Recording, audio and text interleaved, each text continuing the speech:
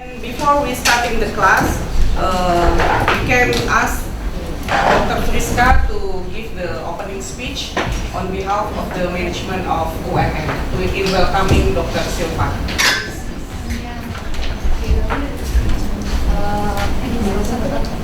First of all, we would like to thank you very much for Professor Noemi Silva to come here, and it's a really great time for us and really great privilege for us to hear for the topic in the innovation course. So I hope later, until tomorrow, right? So until tomorrow we will listen to the knowledge from Prof. Silva. So I hope you can enjoy and then have a great time. And it's really nice to have you in here. And then I hope that not only until here, our collaboration, and I hope also you can be our advisor also in the thesis. And then it will be very great for the contribution for both of us, the university from Notre Dame Marble University. Yeah, thank you and enjoy the course. Yeah. Just give some souvenir from From there. I hope this is not too heavy to just bring it to bring it to the Philippines. Wow, thank you.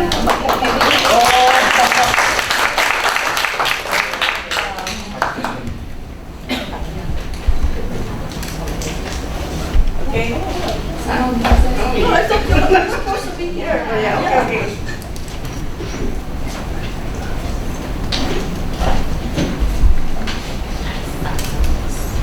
Of turning something new and all the imaginative ideas into the reality.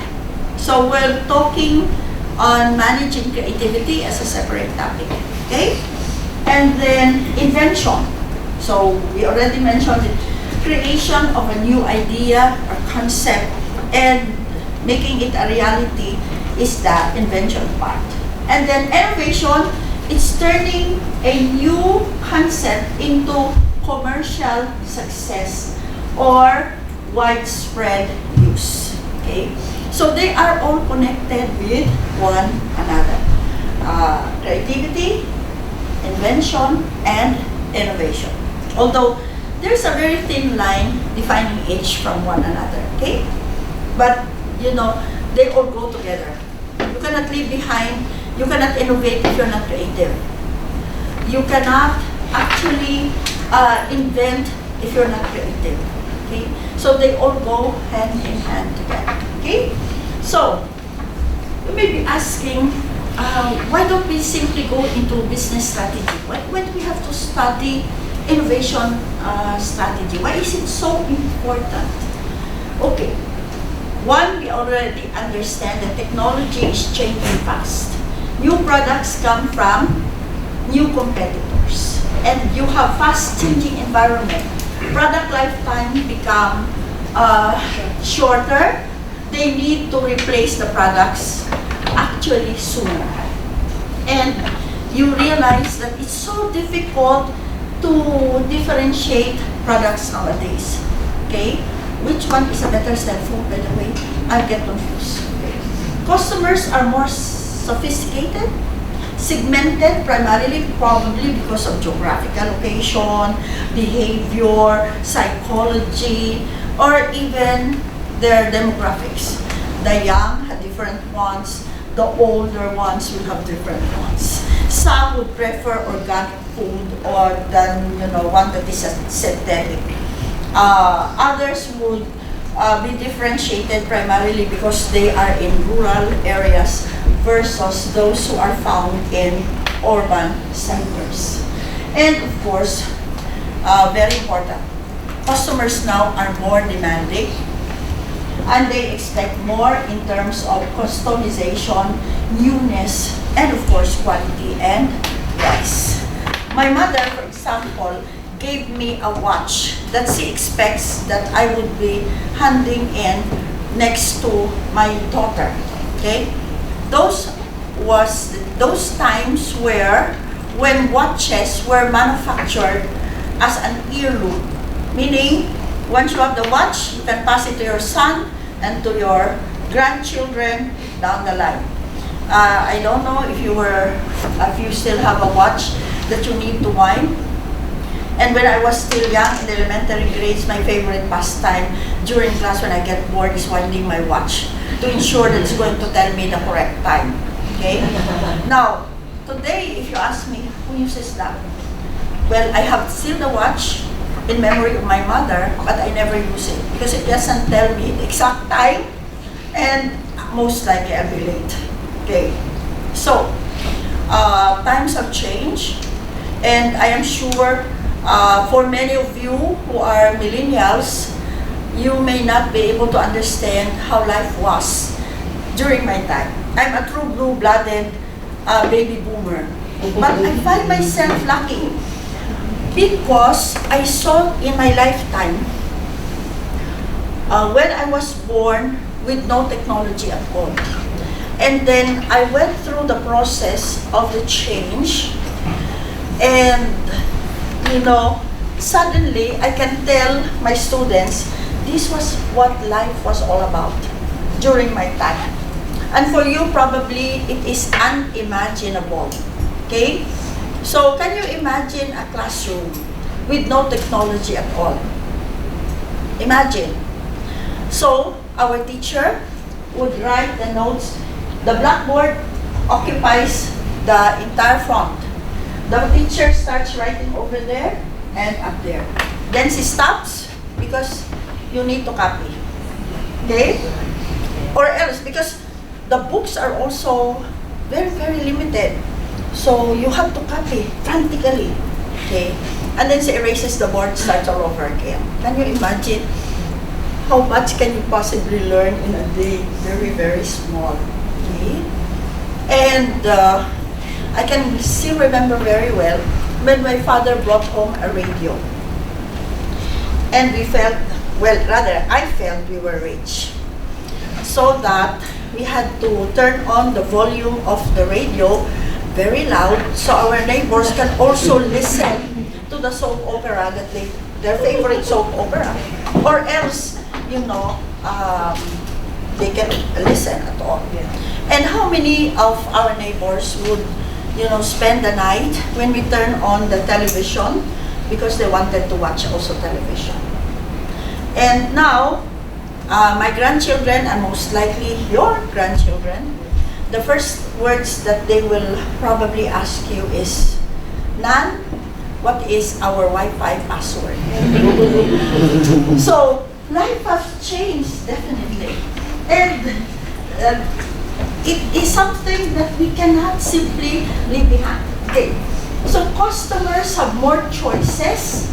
Apparently, separate technologies have come together. Markets are forming and changing very, very fast. With markets and technology changing fast and good ideas quickly copied, of course, there will always be that constant pressure to devise new and better products, processes, and services faster. In fact, they would say 90% of the world's data has been produced in the last 2 years, launching us to what we now know as the fourth industrial revolution. Okay, everyone has a cell phone. When I was relatively younger, if you want to take your photo, what do? You need to buy a camera. And you need to buy film. And remember, you have to conserve your film, so you have to take care of the poses that you have to make, or else you will be wasting money. Okay. If you need a calculator, what do? Sorry, during the time when we are in the 70s, when I need to calculate, do you know what I do? I do it manually. Okay? So I'm good at it. Plus, of course, when you are in chemistry, your major is chemistry, you have to be good in mathematics, or else you fail all your subjects. Okay? So when you want to compute anything, use your hand. Or you have a pen, do it manually. Believe it or not, I went through the university using a slide rule. Now, what's in a slide rule? Of course, none of you. Now I'm looking for my slide rule because I can sell it to the museum. You know, it's a piece of bamboo, high-grade bamboo. You need to move it back and forth. And I'm trying to find a picture of it and I cannot find it. So I said, I need to find that slide rule.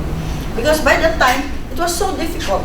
But, you know, it was sign of prestige because when you bring a slide rule, that means to say you're either taking up engineering or any of those higher up courses. By the time I graduated with my Bachelor of Science in Chemistry, the first calculator came out. And I really begged my parents to buy for me. And it has only 4 operations. Multiplication, addition, subtraction, division. At least I don't have to do that. And then maybe the year next, there was a square root, and you can have more operations. And I bought another calculator. Okay, and of course the rest is history. Now my engineering students use the most sophisticated calculators that they have to master because that is important for their licensure examination. So everything has to be separated. So, I want a camera, put it in the bag. You want a calculator, you need it in the bag. Now, how about communication? Okay, anybody can remember how did we communicate at that time? Of course, you have to write a letter. So, when I was in the United States, my mother would say, how are you? It will take about 2 weeks for my letter to arrive, and another 2 weeks for her to realize that I'm fine, thank you. That's a month. Now, what happens when you are in a hurry? What do you use on your phone for communication? Telegram. And I can remember my parents would be terrified to receive a telegram. Why? Because it's urgent. Why? Because usually you only send a telegram when there is a family emergency because it was so expensive.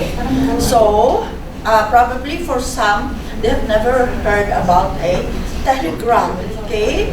So, when somebody is sick, serious, or heaven forbid, somebody dies in the family, they usually will send you a telegram. Okay? And my mother would really be, what happened now if it happens? But of course, when I was studying in the university, in another city, far from Mindanao, when my father sees my telegram, it comes from Noemi, Basco, and he does not need to open it. Usually, the telegram will say, please send money. And I read it badly yesterday. Okay? So, that was life before technology came in. So that I would always think of my life while I was getting my master's degree and PhD. And I would always ask myself, where was I before Google? What happened to me? No? Because during that time, everything was so difficult. And it took a long time for me to finish. So, technological innovation is now the second most important driver of competitive success in many industries. Many firms earn over 1/3 of their sales on products developed only in the last 5 years. Globalization, of course, has increased competitive pressure. So product innovations help firms protect margins by offering new, differentiated features. For example, Sony produces more than 75 models of its Walkman that differ in size, color, music format, and other features. You name it, they would say, we have it. So process innovation help make manufacturing, of course, more efficient.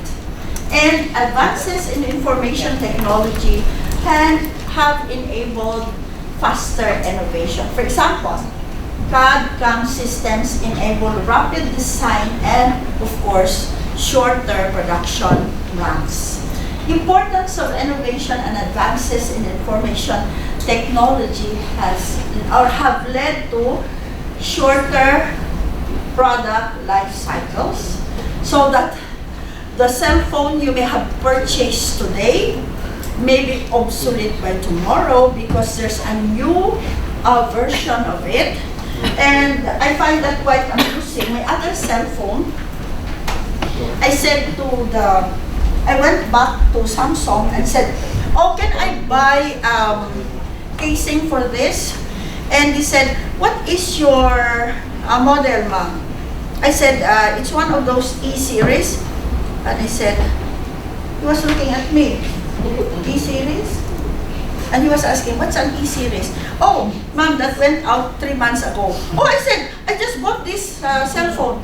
And he said, ma'am, we do not manufacture it anymore, so you don't have a casing for your cell phone, okay? Oh, that's how short.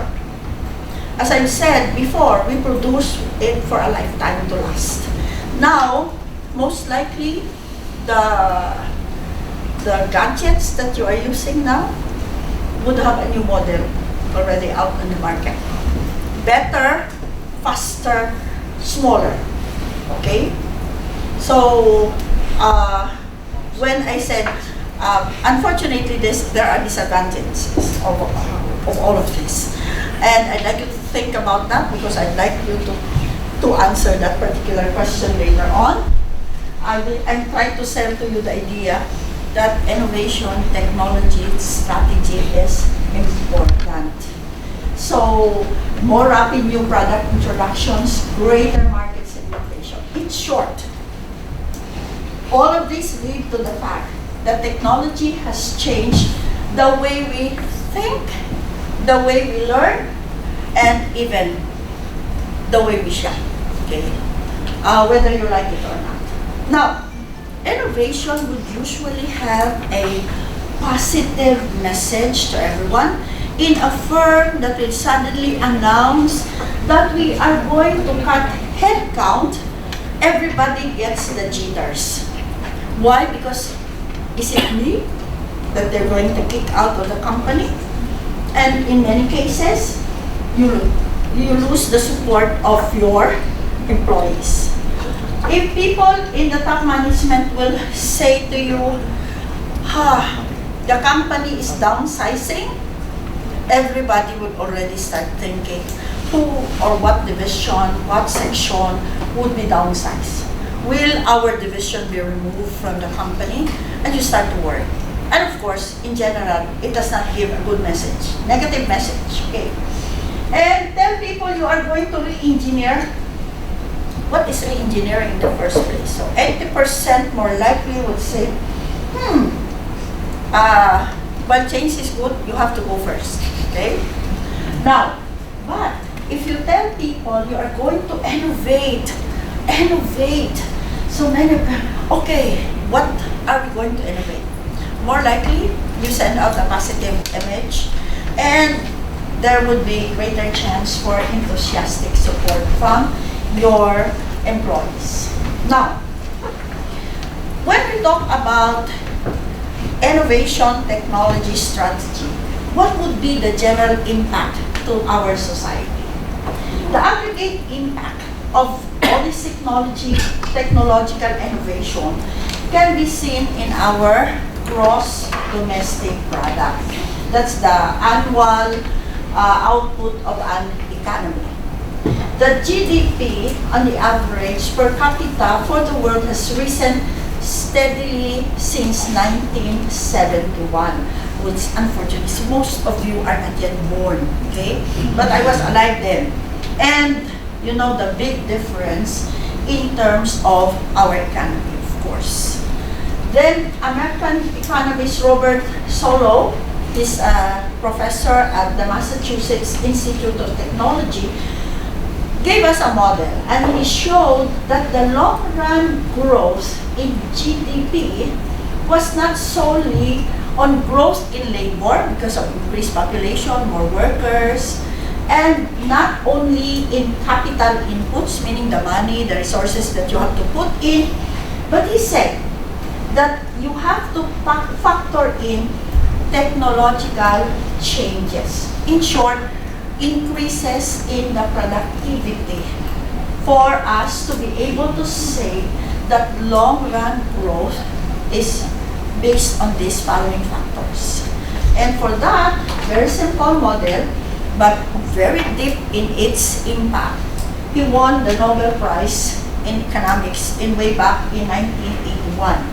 So GDP relates to, of course, improved quality of life, and thus technological innovation has a positive impact on society in general. Admittedly, for some who have not lived in the 1950s and 1960s, more likely you would not appreciate that. But for me, it's a big, big difference. And that's the one which I would commonly say, I'm lucky. Because now I can tell the next generation that this is how life was. Life was simple then. When electricity would turn on at 6 o'clock in the evening and is turned off at 6 o'clock in the morning. So our household help will have to run to the market morning and afternoon because we do not have refrigerators then. Okay? Just to imagine how life was. When you want to buy toothpaste, you buy in the Philippines. I'll give you an example. In the Philippines, you buy toothpaste. And the toothpaste is not called toothpaste, but we call them Colgate. So, if you belong to an old generation like me, you go to the store, I'd like to buy Colgate. That is close up. No? Because now we have more choices. When you talk about gasoline, it's going to be Caltex. Okay? And of course, when you want to have your photo, it will always be Kodak. So, in our local dialect, we say Pakodak. No, Pakodak. Because Kodak is associated with photography. Now you have a wide range of, photographic sources. You have a wide range of shampoo. It's bewildering. No, everything. You have a wide choice. Before, it has to be Palmolive. And you have no choice for that. Okay. So, people have very few choices there. Why? Thanks to technological advances. Okay. Now, innovation enables a wide range of goods and services to be delivered to people worldwide. More efficient food production, improved medical technologies, better transportation, etc., etc. And of course, increases in GDP is actually making labor and capital more effective, and they are more efficient. However, some negative externalities or results like pollution, erosion, antibiotic resistant bacteria, and even the re-emergence of certain diseases that are now resistant to the current drugs that are existing. Okay. And we need to deal with that, of course. Climate change, just to add more to your problems or to our problems. Now, innovation by industry, because that's our business. The importance of why is it that we have to have a strategy? Can we just simply go ahead with what we want to do? Cannot be, because you have to remember the reality that successful innovation requires carefully crafted strategies and implementation processes. Most innovation does not become successful new products. And then, for example, just to give you an example, pharmaceutical industry, for example, 1 out of 10,000 compounds succeeds as a new drug 12 years from discovery to the market at a cost, on an average cost of $350 million. That's a whopping huge amount of money. Okay, For example, many of our current drugs would usually come from natural products. What's natural products? These are secondary products coming from plants. Okay? For example, our widespread use of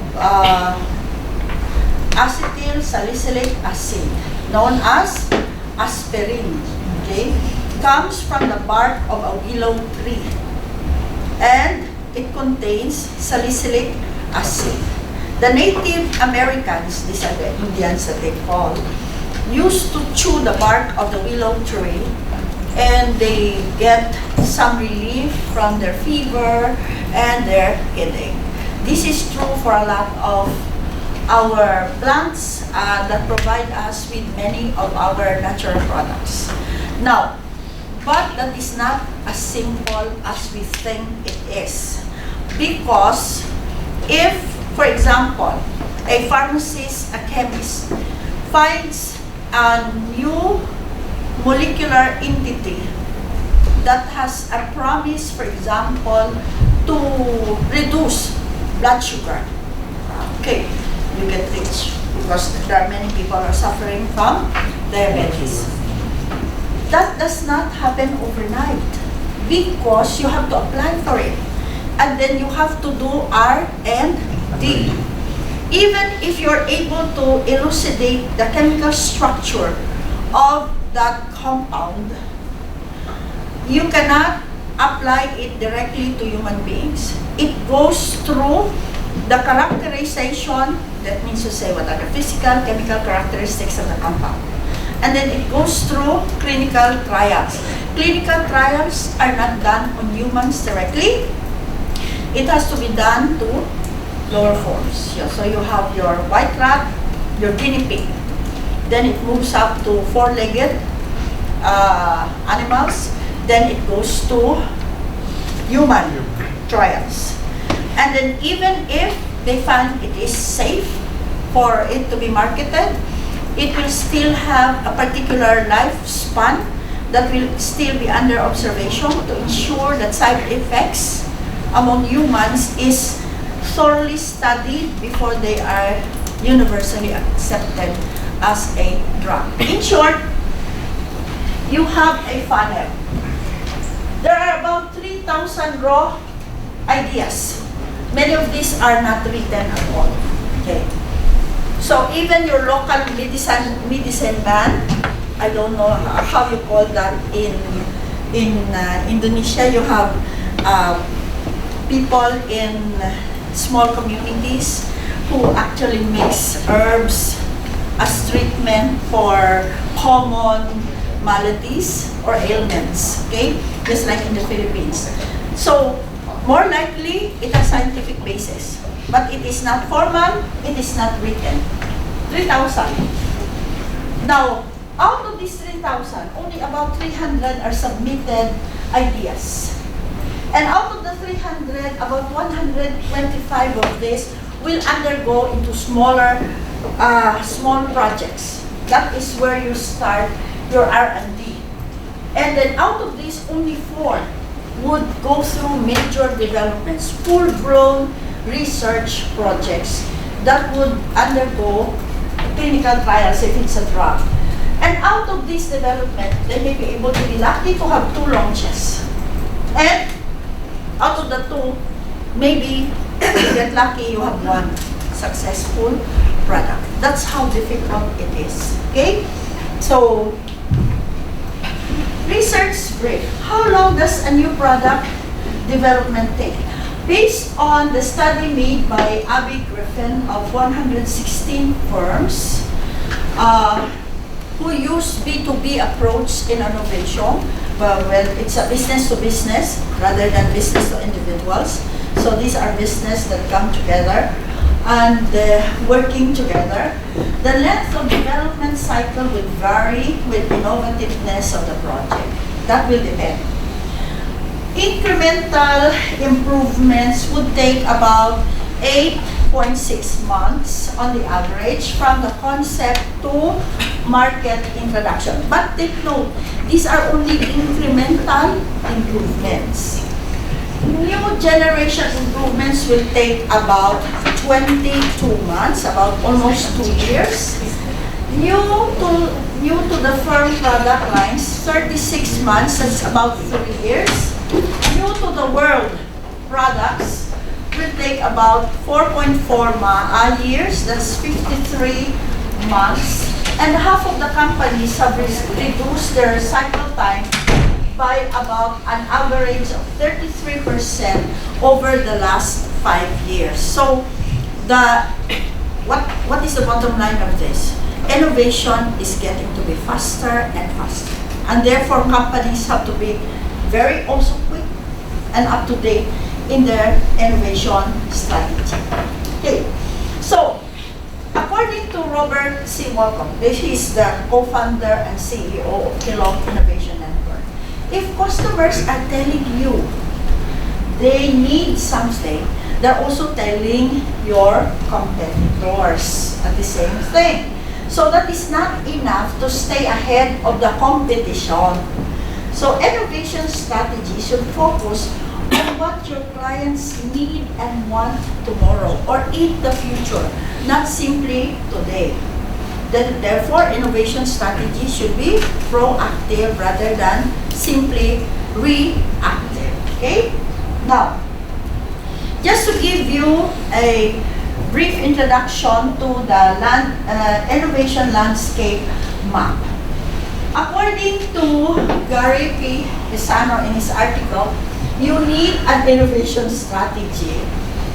When creating an innovation strategy, companies would have a choice about how much to focus on technological innovation and at the same time, how much to invest in business model innovation. And this actually matrix that is showing us, okay, would be a possible classification of the potential innovation that existing companies can undertake. And you can make a decision which one would you like to do. For example, if it requires new business model, you can either do disruptive or architectural. If you want to leverage with what is your existing business model, you can simply do routine or do some radical changes that you want to do. Okay, let's take a look at them one by one. Because what you can see here are simply examples of what are disruptive, architectural, routine, radical changes. You have up your list. When we talk about radical innovation, what do we mean by this?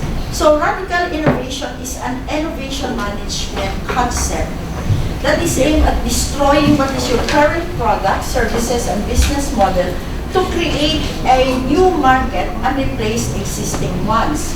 Radical innovation goes further than the incremental innovation. Existing products and services is in the foreground because you want to develop and optimize what you have. So radical innovation is a management concept with a goal that you have a long-term growth over the next 5 to 10 years. Okay, now let us think about examples of radical innovation. Can you think about it? Let's differentiate first what is radical from incremental. Incremental innovation would include millions of little things that involve minor changes to existing products, which cumulatively improve the performance of the products and services. On the other hand, when you talk about radical innovation, they usually will require greater investment in money, capital, resources, in your basic research than incremental changes, and more links with research institutes, organizations, and may follow different diffusion patterns. Okay, now, what would be an example of radical innovation. Very, very classic to this would be the biopharmaceutical drugs that started way back in the 1970s. They have this radical innovation because they actually use different type of technology. Why? Because drugs then undergo traditional method of doing chemical reaction. So you synthesize the drug. Okay.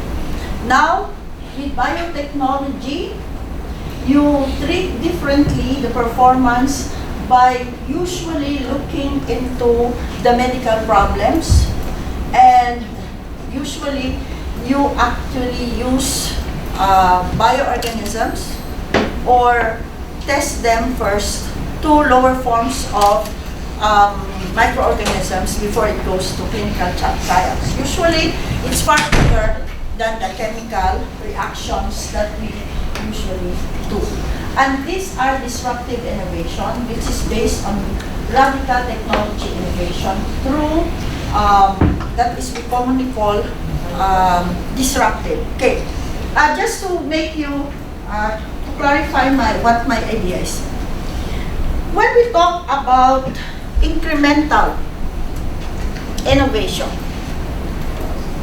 well, this is a tube of toothpaste, and you're familiar with this, okay? I open the toothpaste, I put it on my toothbrush, leave it there, okay?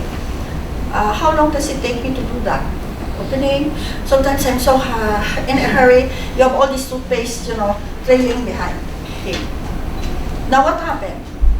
Colgate opened their suggestion box. One day, staff dropped a suggestion.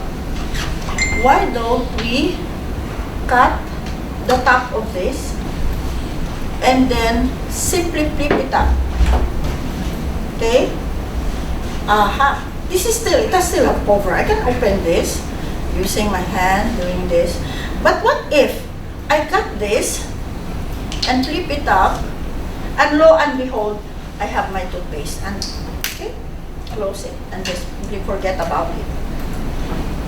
Very simple, but very innovative.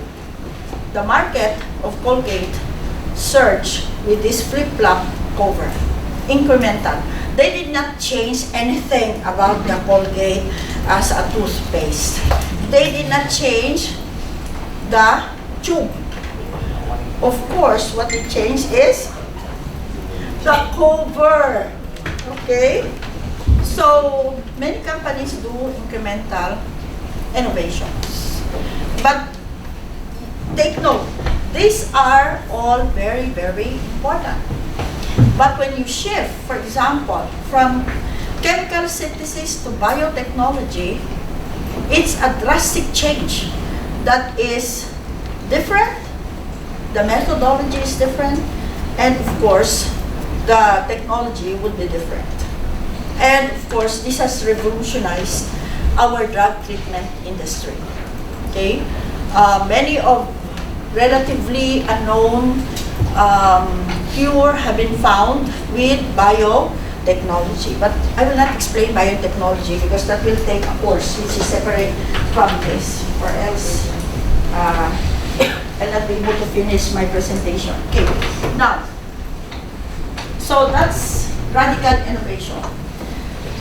How about routine? The word itself is quite ordinary. Routine innovation would normally build on the company's existing technological competencies and fits it in its existing business model. And therefore, in this case, it is more customer-based. The reason why you're doing it, you want to respond more likely to what are the demands of your customers. In other words, you're just simply playing on the strengths of the company. Now, Steve Jobs, you know him, right? It could be your uncle, it could be your uncle. Apple CEO Steve Jobs is one of the most famous routine innovators. many of Steve Jobs' work are profound innovations, such as, of course, you're familiar with iPad, iPhone, and iPad. Okay. That were based actually not on a new technology. These are all based on existing technologies that are already available to everyone. However, he linked them together into exquisite designs, sophisticated marketing, and through reinvention, he was able to turn what is considered as ordinary into something that is extraordinary. Other examples, of course, are Microsoft. You are familiar with Uncle Bill Gates, okay? Which has retained its competitive edge over the others by simply reinforcing its Windows franchise. So you have Windows 3, 4, 5, 6, 10, 11, 12, and probably 15 is coming up. And of course, Intel, which has built upon its success in pushing the technological frontier, particularly in the case of microprocessors. Okay. Now, when you talk about disruptive innovation, this term actually was introduced by Clayton Christensen, who introduced the term way back in 1997 in his book, The Innovator's Dilemma. He defines disruptive innovation as a process by which a product or service takes root initially in simple applications at the bottom of a market and then relentlessly moving up the market, eventually replacing established competitors. And these are called disruptive innovation. In short, you are coming from the bottom, you edge out the others as you move up, and you take over the others on the top. So, disruptive innovation requires a new business model, of course, but not necessarily a technological breakthrough. And the challenges, and usually these challenges the business models of other companies. For example, Google's Android mobile operating system, which potentially disrupted the likes of Apple and Microsoft. Why? This has nothing to do with technology and everything to do with the business model. Why? Because Android is available to download free of charge, which is not true for other operating systems. So when it's free, of course, you edge out others that you have to buy, right? Now, what do you do when you do architectural innovation? This type of innovation is a combination of both disruptive, which is your business model, and radical. That's when you talk about technological innovation. So, when digital photography emerged, the likes of Kodak and Polaroid were forced to master completely new competency, which involved solid-state electronics. What were they using then? They were using films, right?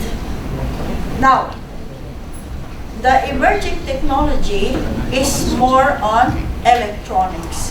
And if they don't do that, they will be edged out of the market. So, they were forced to change their camera design, the software, they have to use the digital technology in order to make the cameras more profitable, as opposed to disposables such as what we call film and paper.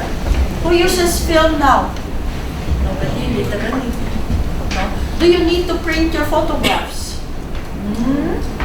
Not necessarily, unless you want to see your photograph on the wall. Okay?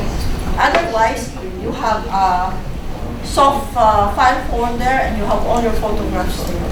So Dr. Sari was running around, we were running around yesterday taking photographs of every, historical place here. And right then and then, she sends the photographs to me and to the dean of the graduate school, so they would know that I am gallivanting here and enjoying myself while I am here in Indonesia. And I said, I haven't started my work yet. Anyway, so the innovation, therefore, it is this type of innovation that is the most difficult, particularly for those that are existing to pursue. Because you have really to take a look at what you're doing now and make the necessary changes. So in conclusion, every innovation strategy fails because innovation is at the core about solving problems. And these are as many ways to innovate as there are types of problems to solve. So there is no one true path to innovation. So if you ask me, for example, okay, what's the best way in taking the steps in innovating? I wouldn't be able to answer you. Because, by the way, what would you want to innovate? What would you want to innovate? You belong to a different company, you belong to a different company. I don't know what is your problem in the first place. What are you trying to solve? Okay? So, if your innovation strategy is struggling or failing, consider whether it's because you've locked yourself into a single approach. There are always new problems to solve, and therefore, learn to apply the solution that best fits your current problem. So there are many approaches out there, and the innovation map that I just showed you is just an example on how to look at the innovation. But I cannot possibly tell you which one is the best approach, as there are different problems that you need to solve. Okay? Now, any question? I've been talking too much. Okay. Any question? Go ahead, Stefan. How do I call you? Stefanos? Actually, you can call me Vidi. Widi. Okay, Widi. I hope I remember that. Okay, go ahead, Widi. It's interesting if I consider that there is no certain path of innovation. So it can be said that there are a lot of uncertainty. So if there are a lot of uncertainty, how come we manage an innovation? Okay, that's a very good question. I hope you heard it. If there are so many approaches to innovation that you can take as a path, if I'm standing here, I want to innovate, there's a road here, road there, road there. It's so uncertain, right? So how do we know what path to take? Which way are we going, right? That's one question that we would like to ask ourselves, right? So that's exactly what we will cover on the next topic. How to build your organization to be innovative, taking leadership to go through innovation. And it's like, some companies have a gut instinct on which direction to take. But it would be good if there is somebody who would tell you, you go that way. No, don't go there, go that way. And there are certain factors that we need to consider, which would be our next topic. Hold on to your question. Good. Anything else? If you do not ask question, we have a discussion question. So I'll give you 2 minutes to think about the answer, and I'll start calling out your answers, okay? Think. What are some of the disadvantages? Because I've been talking about, the technology, innovation, technology strategy is very good. But there's the other side of it. Think. What is it? And why do you think so many innovation projects fail to generate an economic return? In short, they're not really successful. They're innovative, but they did not succeed. Okay. Well, this is a strategy which we call Think Inc. and you share to the class. So you write it down. We provided you with pieces of paper. Hold on to your cows. And you can write on spaces that are available on your paper. And then I will ask some of you to share to the class.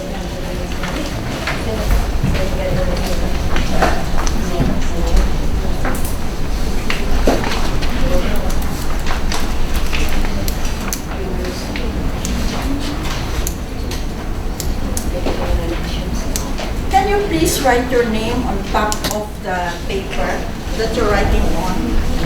Write your name, please. Including your cow.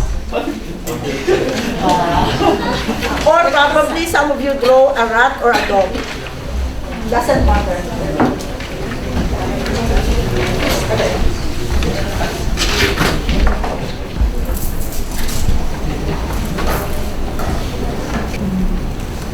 Let's start the ball rolling. And let's start answering the first question. What are some of the disadvantages of technological innovations? Let's start with Thomas. What have you written there? I think that it will affect conservative people that may not used to accept new technology. That it will cause an uproar or maybe divide the peoples before for some times until they adapt and assimilate. Okay. The tendency for some people to be left behind and have difficulty in adapting with technology. I'm sure you would know some person who doesn't own a cell phone, who does not have a WhatsApp or Facebook. Just to give you an example of it, okay? And oftentimes, if you are in that particular position, you seem to be, not in touch with the world. Okay, what else? Orvin, what do you have there? Some informal people can catch up with technology who are behind. Yes, just similar to Thomas. What do you have there, San? Ika?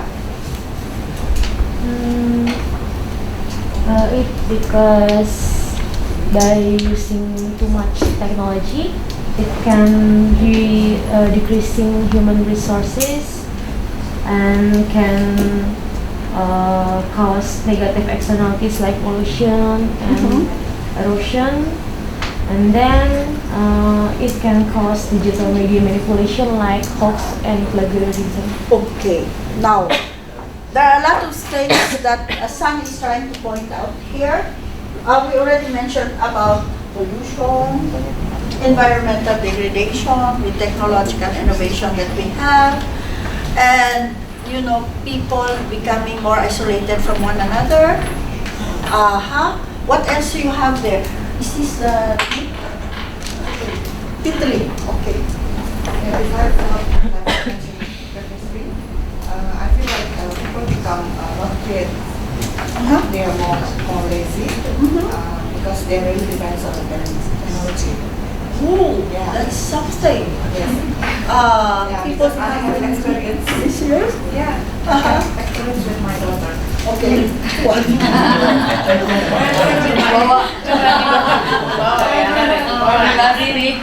When I asked her where she's going to meet her friends, Okay. she just said that, Mom, I'm going to go out with my friends. Okay. At least she knows when. When? Tomorrow. Okay. To go where? Wait, some plug. Wait. She opened the gadget. I think my friend mentioned in the group. She didn't put it in her mind. And then I asked, what time? Wait. And she asked, so she really depends on her mobile. Yes. So, If I mention a word, for example, in my class, and they do not understand it, wait, they start looking for the, okay. So that's something that, this is the effect of technology. Maria, what do you have? Where's Maria? It's so funny. Erika. Yes. Erika, okay, you have several names. I think like e-commerce make people become consumptive. Like that, companies not attention the social community. So it's and no needs resources. Oh. They do the layoff. You notice people like a family, for example, would go out for dinner. Oh, let's come together and let's have dinner. And they go to a fancy restaurant, they sit there and order the food and they open the gadget and they never talk to each other. And when the order comes, they eat and then they keep on doing this and we're done, they pay the bill, they've never talked to each other. Okay, that's one. Mariam. I think this sentence of the innovation because many of this is not understanding customer needs. A lot of the new innovation fail because organizations are unaware of what user problem they are trying to solve, but their customer wants or come up with products which customer didn't in the first place. Okay, very good point there with what you're saying, Maria. I remember I have a phone. Where do I use my phone? I only use it for calling and texting. And one day I said to my son, who is an electronics engineer, I want, how much is a Samsung Note number 10? I said, why do you want that? And I said, you know, it seems that everybody has it. Even my students has it. Now, by the way, he says, Mom, what are you using your phone for? And I said, of course, I use the phone for texting and calling. You don't need a Note 10, that's too expensive. And 99% of the things that are put in there, you do not need at all. So I buy it. Buy a very cheap cell phone. And I said, okay. So nowadays, innovation, put in so many things inside. Probably a lot of it, the customers do not need. They just create the need, okay? And more are buying because probably it's because it's the newest thing in the market. But on the other hand, we actually do not need the sum of the features. But not just some, literally most of the features. Okay, now I know you have a lot more of ideas that come into your mind. I guess you now have the idea that while innovation technology has changed our lives, it brought to us new problems, new disadvantages. How many of us would ever think of fake news before? Which is so rampant nowadays. You must have killed some people even if they have not been killed yet. Okay? And how many of us have ever thought about identity theft? Okay. How many of us would have ever thought you can get married to somebody whom you have never met at all? Okay? Or you can go on dating online. Oh my God. I'm giving you some ideas which may not be too healthy. Okay. So, many of these things have literally changed the way we live. Some for the good, others for not so good. Okay. Now, the next question is a little bit tricky. Why is it number 3? Okay. Anyway, there is something there. Why do you think so many innovation projects fail to generate economic returns? That's a good analysis that I'd like to hear from you.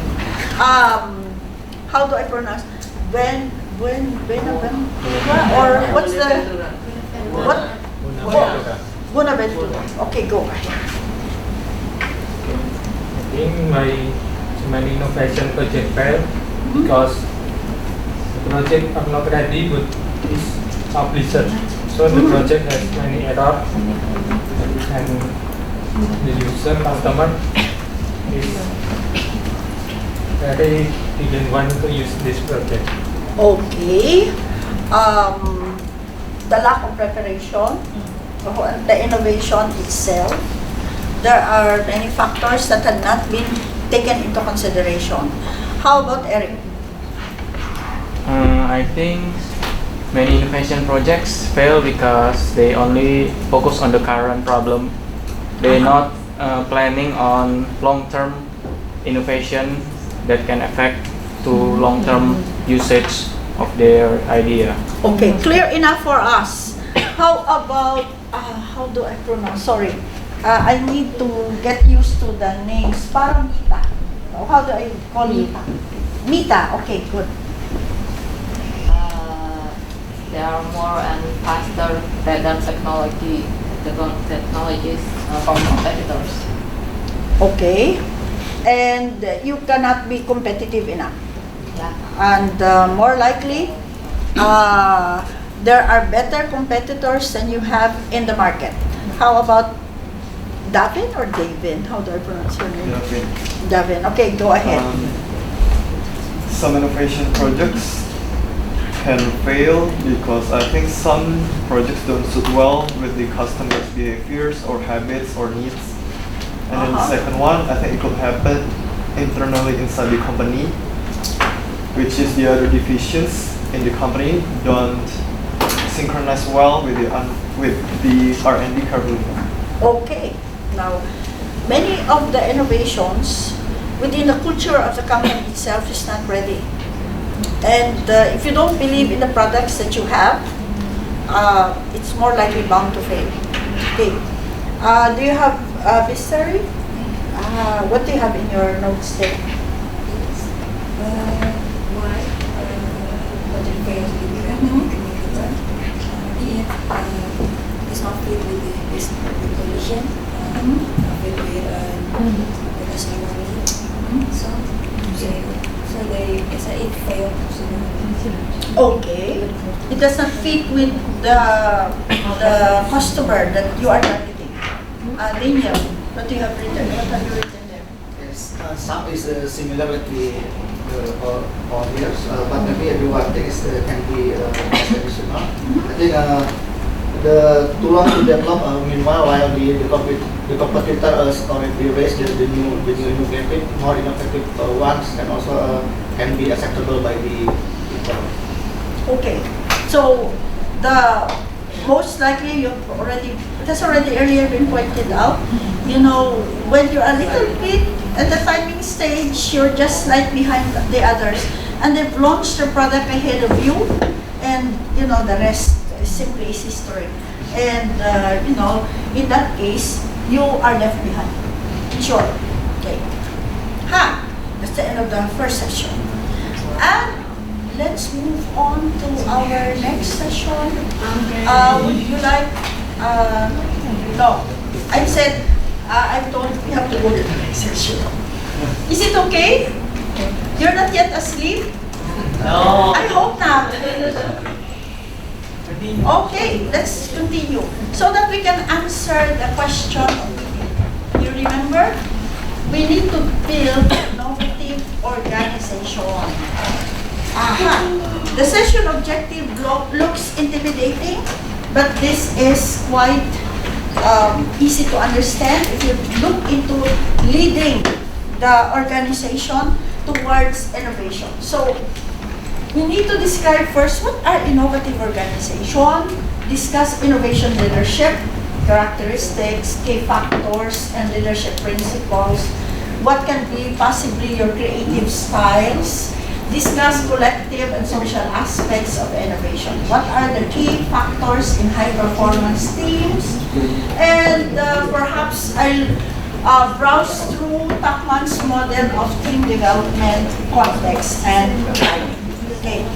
Many of the concepts that will be presented to you today are not exactly new to you. For example, when we talk about innovative organization, how would you know that you're innovative in the first place, right?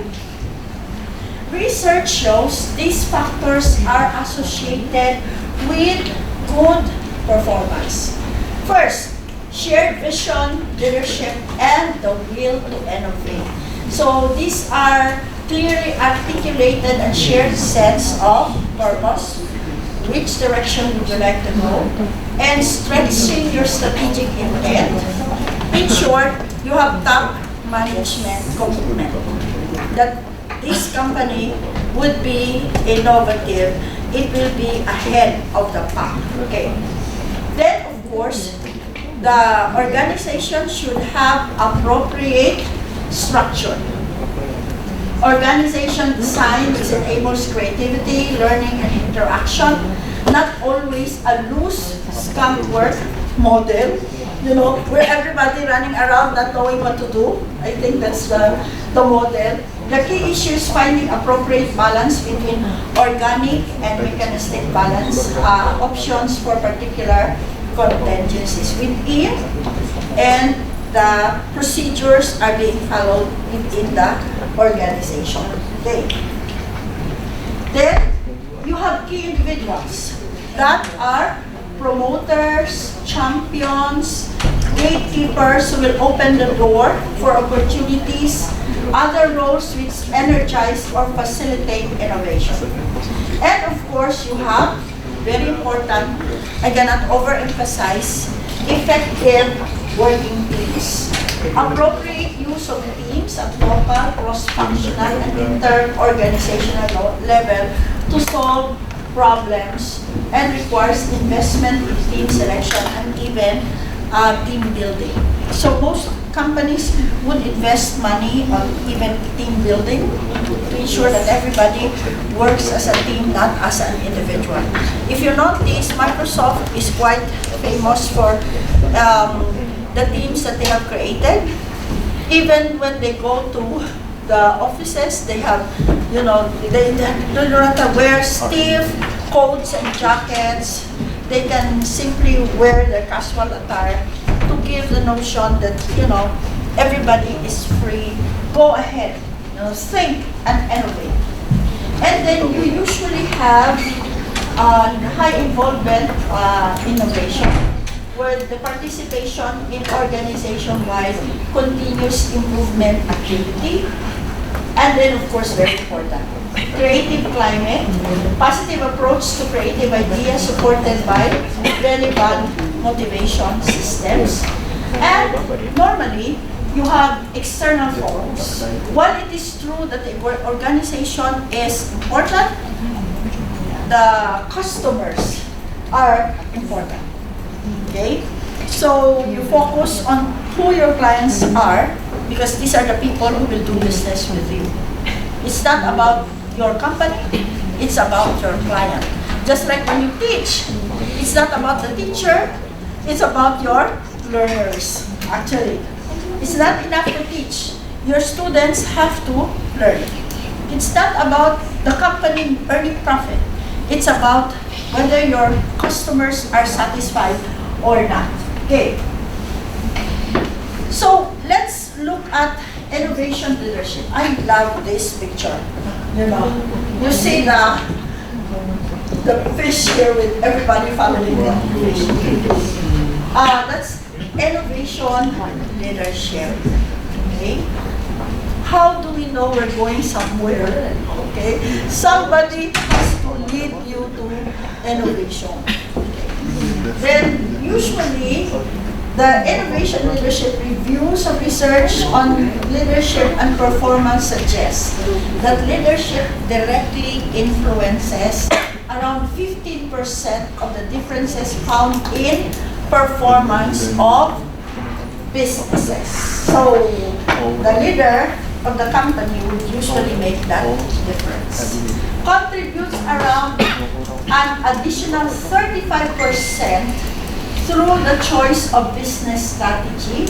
So directly and indirectly, we can say leadership can account for half of the contribution of the innovation success. Okay. Now, I'll have to adjust the slides. It's somewhere there at the bottom. Now, how do we know about the traits of a good leader? Oh, we can go on and on. I can give a lecture on leadership, but just to give you a few, he has to be bright, alert, and intelligent. seek responsibility and take charge, skillful in their task domain, administratively and socially competent, energetic, active and resilient, and good communicators. I guess all of you knows this. I wouldn't want to belabor the concept. But there is no brief and universal list of enduring traits that all good leaders must possess under all conditions. Because leadership has to be flexible. You have to make sure that you adjust on certain factors that are needed in the environment you are in. I can have a list and you can have a separate list and they are all correct. Okay? But that will depend on several factors. Okay? Here are the key factors for leaders to focus on. Many of the things I'm sharing are based on empirical studies of 27 researches on the relationship between leadership and innovation, investigated when and how leadership would influence innovation. And they actually identified 6 factors that leaders should focus on. The first one, The first one is that upper management should establish an innovation policy that is promoted throughout the organization. That means to say it is necessary that your organization, its leaders, would communicate to the employees that innovative behavior will be rewarded. That's one. The organization itself says we're innovating, we will reward the innovation, whatever that is. So you will notice that many companies really have innovation teams in their organization and they put their commitment into it. You cannot simply say, well, let's be innovative and nobody is doing it at all. Okay? That's one factor. Next, when forming teams, some heterogeneity is necessary. Heterogeneity is diversity in the way you think, the way you behave to promote innovation. However, if the team is too heterogeneous, the problem is tension would arise because of differences or conflict in ideas. And when heterogeneity is also low, the tendency is more directive leadership is required to promote team reflection. For example, encouraging discussion and disagreement. Because they will all tend to agree with one another. And no innovation might arise if you have all the same minds.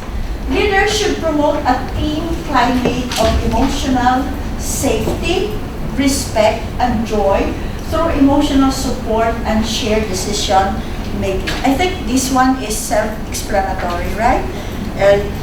You have to have an atmosphere of positive respect and you all enjoy what you're doing.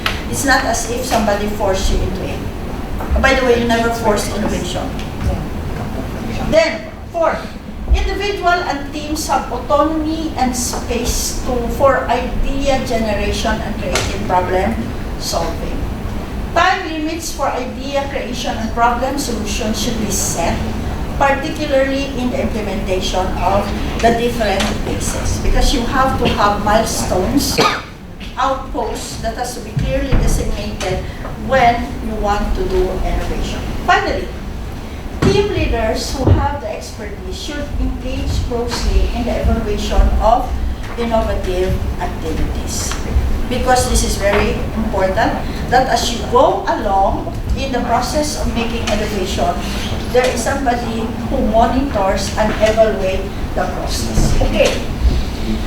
There are 4 behaviors of innovative leaders, and of course, these are the links. But I would rather not show them to you yet. You can do it. By the way, this is already posted, so you can You can actually do it on your free time. These are only very brief, how do you call this, video that you can actually see in terms of innovative leaders and Steve Jobs leadership style.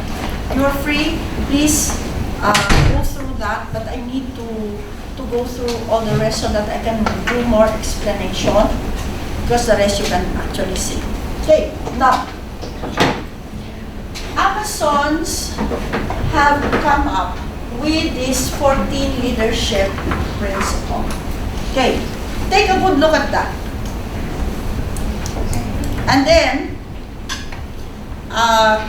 can we select some of you to expound further these leadership principles? Okay. You have customer obsession. Wow. It's like a movie, passionate obsession. And then ownership, invent and simplify. Leaders are right. Okay. Anyway, insist on highest standards, hire and develop the best, learn and be cautious, bias for action, have backbone, disagree and commit, frugality, dive deep, deliver results, think big, and earn trust. Okay, I'll give you 2 minutes, and I'll do random calling, and you can choose which one would you like to explain further. I will not do the explaining, by the way. You choose one, and think about it, and tell us what you understand about it. You don't need to do 14.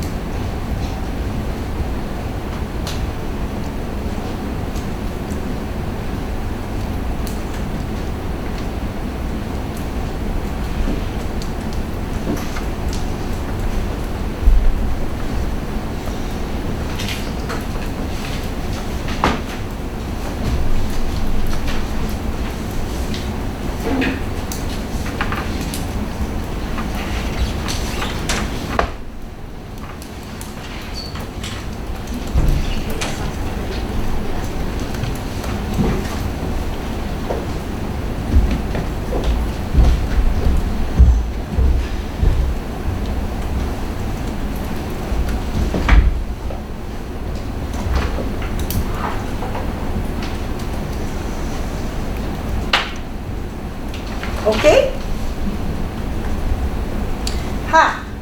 Let's start.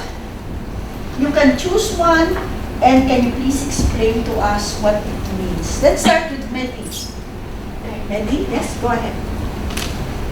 Which one have you chosen here? Choose earn trust. Okay, go ahead. Why is it so important? What do we have to earn trust? As a leader, you should trust their stuff, because and you cannot work alone. Okay. So it's really important for a leader to trust their staff to do their work, because this is my experience that I'm being stuff, and I get trust from my leader.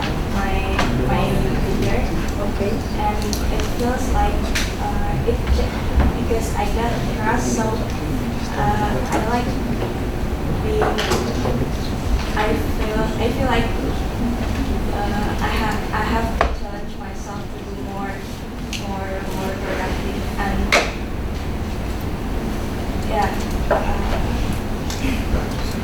and make a good result of work. Okay. Have you heard about the story of a child who climbed up the tree, and now he's so scared coming down, and everybody was calling her or him rather, just simply jump, and we'll catch you. And the child will never jump, and she keeps on crying, and the entire community is already there. Until one man came and he said, "Come on, jump." And the child jumped, and of course the father caught the child. Okay. Why did he jump? Because the child trusts that the father would catch him. So in any company, if you want to innovate, you have to be trusted. They have to trust you to follow you. Or else, they would always be afraid that you're going to take them somewhere else. Very important. Trust. What else? Stefan, over there. Yes, go ahead. Ownership, I think, a simple everyone want to. Which one did you choose? Ownership. Ownership. Good. Okay, go ahead. What is it? As simple everyone want to an ownership. Is that like a position is something. Uh-huh. Why do you think ownership is very important? When we say ownership, it's like a feeling that you are part of it. Every time we do something, you always ask yourself, what is it for me? Right? And an innovative leader would always ensure that everybody who is part of the team, as Stefan was saying, should own what is being done. Because if anything fails, I also fail. And if it succeeds, I am part of the success. Very important, your ownership. What else? What else? Steven. Yes, go ahead. How big imbalance in the fund. What did you choose, Steven? Imbalance in the fund. Okay, go. So, as a leader, it's important to invent something new, but also to simplify the, let's say, the communication towards the other people. Okay. So, since sometimes, from my experience, in the campus, like there's a class leader, when the lecturer explained to him something, he didn't explain it like the lecturer said, but he simplified it, and it really earns the respect from other students, and the other students get what it is. It's a lot of common sense, actually. You tend to follow something that you understand. And if you complicate matters and, people do not understand, they tend to be confused. When they tend to be confused, they refuse simply to follow you. Okay? How about Emmanuel? Go ahead. I think I choose learn and be curious. Okay. I think the more we learn, the more we knew that we need more. So maybe something new we can find and we learn and we still be curious. Okay. Do you know that there's commonly the accusation that the schools, when you are born, you have this natural inkling to learn. And children are naturally curious. Have you not noticed that? But when they go to school, they learn a lot and they forget to be curious. Okay. So it's very important that to be an innovative leader, you actually have this passion to learn. And you do not simply end up in learning, but you want to have more and more. Okay? Well said. Okay. Next, what did you learn? Murphy? Readers like a lot. It's the best possible for Amazon leadership principles. It said that strong judgment. I am a strong judgment, so I actually like be a good perspective. So it means like I have to take my belief to have leader is always right. Like in my experience, in my student college in here, I think I have always learned to have the change the perspective that sometimes you have your belief, but maybe you can change your belief into the right thing. So that's a lot of things that we can actually learn to make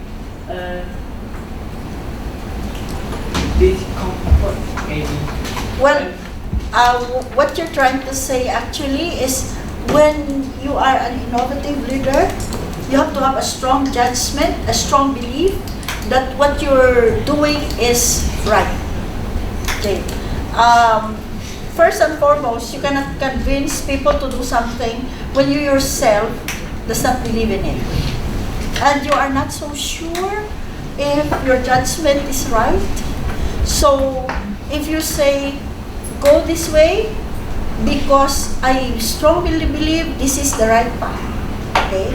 And you give that particular impression to your followers. Okay. How about Desi? Desi? Oh. Yeah, just learn and be curious. I always start with why. And always curious every time, every day, every second of my life. Like, yeah, and I like to learn every time, every time. Yeah, some technology, new innovation, or maybe new statement, every news. I like to learn every day. That's why I like to learn and be curious.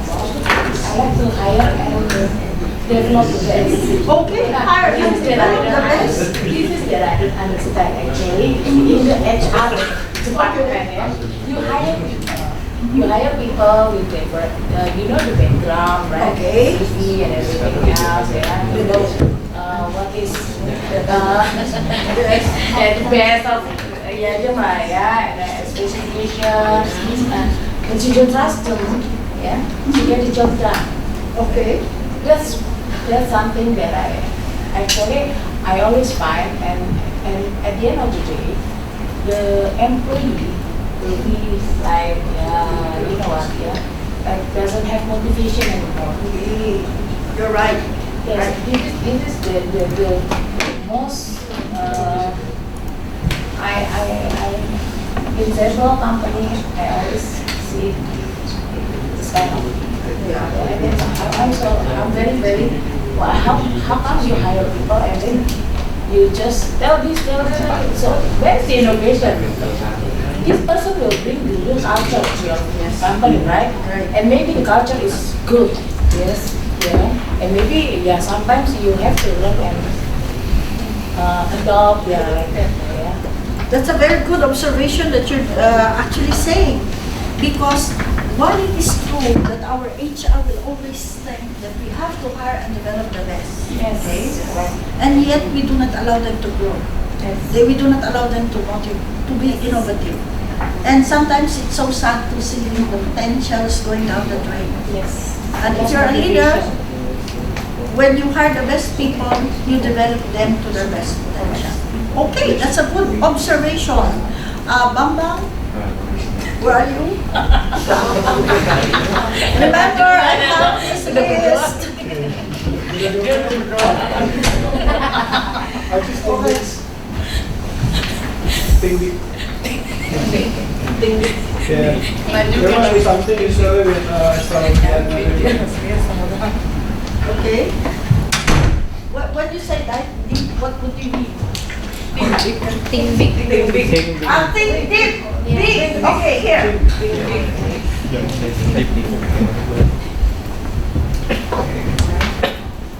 When you say big, what do you mean? Do something usually with extraordinary. You remember the self-fulfilling prophecy? If you tend to think small and you think you're not going to succeed because, let's do this only because this more likely you will be able to succeed. You only will be fulfilling only this small. So it's good to really think big and, work hard for it. Even among my students, I usually challenge them to go beyond their potential, because if you don't, They will be happy with what you are giving them, which is quite unfortunate. Okay. More. Let's see. Carlina. Go ahead. Choose customer obsession. Oh, customer obsession. Maybe that in some company, the leader, they focus on the market of the customer. They concern of what the customer not only need or they want, but what they obsession about. Okay. So it's not become only what they need anymore or what they want. It's way more ahead. With that kind of relationship, it makes the company and the customer have a more exclusive like relation, like engagement. Okay. Well said. And I think you've said everything what I'm supposed to say. Who has chosen insist on the highest standards? Okay. Raise your feet. Oh, raise your hand. Who has chosen this? Any volunteer? We just have a few more. Any volunteer? If you don't volunteer, I'll call out at the volunteer. Can we have Dante? Dante? Okay, go ahead. I same with Marlena. I choose the customer obsession. You choose the customer obsession. Because Okay, go ahead. from the customer obsession, we need the principal know what customer need, especially what customer want. And then it can make the innovation, make the principal make better. And then customer will change. Same as Okay. So, actually, if you take a look at insist on the higher standard, very much related to type D, you operate at all levels. But at the same time, you would like to ensure that no task is left behind. But at the same time, you would like to ensure that you're setting a standard. You have to raise everybody to that standard. Do not be happy with mediocrity. Something that, okay, in the Philippines, we say, maski ano na lang, whatever, que sira-sira, no? Que sira-sira, cannot be for an organization. And of course, you have frugality. You can accomplish more with less constraints and use resourcefulness, creativity, invention, which usually would earn extra points. If you ensure, well, actually it's a rule of maxima and minima.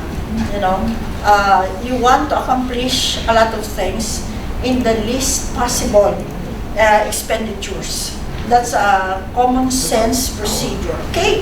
So what we've done is literally explain what is supposed to be done. Okay? There are two types of creative styles. Some can be adapters and others can be innovators. Let's differentiate the two. Adapters would characteristically produce sufficiency of ideas which are based on existing, well-defined items of a problem and is likely the solutions that they wanted to find, but stretching the solutions a little bit further. These ideas would commonly help to improve and to do better. On the other hand, your innovators are more likely to reconstruct the problem. They will challenge the assumptions that were already given and emerge with a much less expected solution, which very probably is also one that is less acceptable. So innovators are less concerned with doing things better than with doing things differently. So two types. The adapters would more likely say, okay, I have gone through the options and I've studied this very well and this is the most possible solution to the problem. They They follow a certain set of rules. And they will tell you more likely, this is the solution. On the other hand, innovators would think differently, outside the box. And they would say, that assumption may not necessarily be right. It could be that we can do this better. But in some cases, this may be something that may not easily be acceptable to a lot of people. And the innovators will more likely give you ideas that you need to do differently. It's more important for them to do things differently. Whether you are an adapter or an innovator, that depends on which spectrum would you belong. And then there is in between. If you rate whether from a scale of 1 to 7, the extreme is the innovator, the other side is the adapter, more likely many of us would be somewhere in between them. Okay? Now. And we will learn more about them later on. Okay. As I've said, why can't we have one clear step or procedure towards innovation? Well, the answer is that would depend. And there are collective and social aspects of innovation that we need to consider. For example, it takes 5 years to develop a new car in this country. Heck, we won the World War II in only 4 years. Okay, so you can easily say that we can do this very, very easily. But, you know, there are certain factors that you have to consider. Ross Perot, the critical comment on the state of the U.S. car industry in the late 1980s, captured some of the frustration with existing ways of designing and building the car. In fact, the U.S., although they wouldn't want to admit it, were left behind in terms of car manufacturing. What car are you driving today? What brand? Mazda? Made in? Japan? Toyota? Japan? What's the car? Motorcycle? Yamaha? Honda. Kawasaki? Honda? Oh, where are they made? Oh, well, you're manufacturing your own local car, right? Avanza, for example. Where's the U.S. car industry now? Chrysler.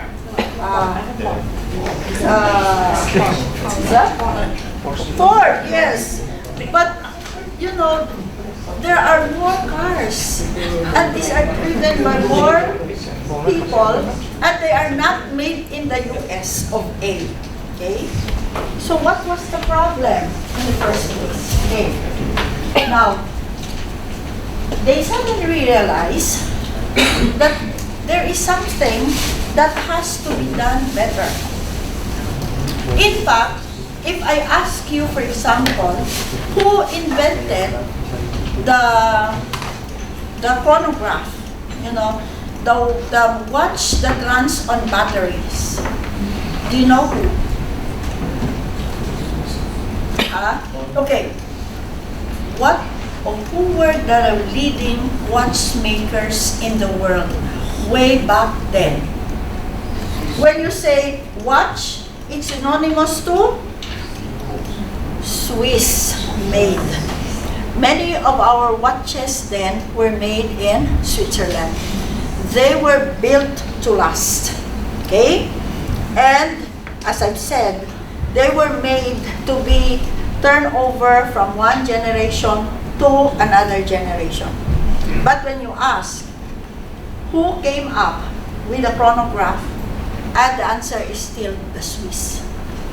In one of their conventions, the idea of creating watches run by batteries, okay, came up. And it made the idea really, you don't need the jewels that turn around. but rather you let the battery work for you. Okay. But the idea of making a cheap watch, cheap in the sense that it is more affordable, you can change your watch based on the day of the week, based on the color of your car, or the color of your dress. So it becomes more affordable. Unfortunately, when the battery runs out, you have to put the battery again. Buy one. Or you can simply throw it away. Okay. And the idea was preposterous to the Swiss watchmaker. Why are you telling us that? No? Who wants to have a watch that goes with the color of their dress? Okay. So they totally rejected the idea. In one international convention, of all the watchmakers, the idea was presented in that convention, and of course, the idea was copied by the Japanese. And now, what is the brand of your watch? Huh? Casio? What else? Huh? Yeah. That's another story. Your watch now is your cell phone. Okay. But anyway, the idea is the idea was copied by the Japanese. They had it patented, and now the leading watchmakers are no longer the Swiss. They were relegated rather to manufacturing branded, very expensive, very exclusive brand of watches. But on a daily basis, you buy a cheap, more likely Japanese, Chinese made watches, which would run on battery. And it's so cheap. In the Philippines, you can buy a watch for 150 pesos. And it's disposable. But it will also tell time. Okay, so doesn't matter at all, right? Because it's so cheap. Why would you want 35,000 pesos or worth of watch when you can buy one that is so cheap? So now, you see the idea of innovation can literally change your position in the market. Okay? So, having said that, I think we have to consider the collective and social aspects of innovation and the value of team working together. So, Lee Varaldi, the project manager of Ford's Team Toro's project, put it, "It is amazing the dedication and commitment you get from people. We will never go back to the old ways because we know so much about what they can bring to the party." So innovation is not about simply bottom line, it's about people working together. Okay. Key elements in effective high-performance team working would include, of course, you're familiar with this, your clearly defined tasks and objectives, effective team leadership, good balance of the team roles and match to individual behavioral style, effective conflict resolution mechanisms within the group, and continuing liaison with external organization. Most of this you're familiar, right? Anything that is not quite clear to you, I think in many of the courses you have taken, this has been emphasized again and again. I think you're familiar with that. Now, are you familiar with Tuckman's model? These are the stages of team development. The forming, then storming, then norming, and performing. Okay, let's take a look at one by one. Okay? In this particular model, you start with forming. Well, the word itself says this one involves a degree of guidance that is needed usually from the top management. In that forming stage, your role is not quite clear because you're just beginning. And then the processes that you would like to undertake is not so well established. If that happens, the team is still in the forming stage. Okay? Now, but the idea here is for you to move to the next level, the storming stage, wherein you better understand how the team decisions are now made, and the purpose is quite clear, but probably the team relationship can still be blurry. You're just putting everybody together. You're trying to get into the correct direction, but the relationship is not yet well established. Then you move to the norming stage. At this point in time, the relationships are well understood within the team.